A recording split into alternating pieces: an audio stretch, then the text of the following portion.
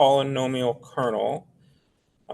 While adding polynomial features is straightforward and enhances the performance of various machine learning algorithms, it definitely has limitations. So lower degree polynomials may not adequately handle these complex data sets, and then the high degree polynomials significantly increase the feature count, which makes it much more expensive to train. SVMs in particular have a unique solution, which is really kind of a magic mathematical trick called the kernel trick. And we won't go into the math here, but what it allows is for the benefit of high degree polynomial features without actually expanding the feature space.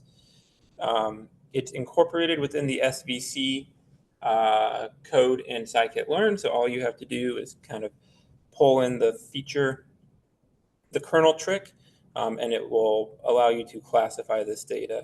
It looks like this. So this is the exact same data or very similar data to the half moon data that we had before.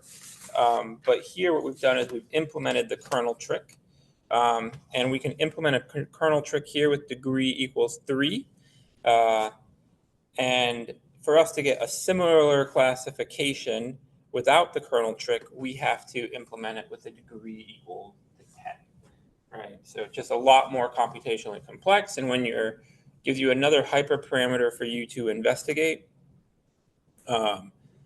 when you're trying to figure out how the best way, or if you want to increase your degrees or implement the kernel trick. So a typical way for you to do that, right, is going to be a grid search. So you can start with maybe degrees here and kernel trick here. And you can have 0 to 10 and 5, and you can run multiple tests to kind of figure your optimal model. And that's a relatively easy way. You have to search through all of it. But now that we're getting into machine learning models that have lots of hyperparameters, we're moving past the place where we can just try a few on our own, and you're going to have to start doing grid searches and performance searches throughout all of the hyperparameters of your model.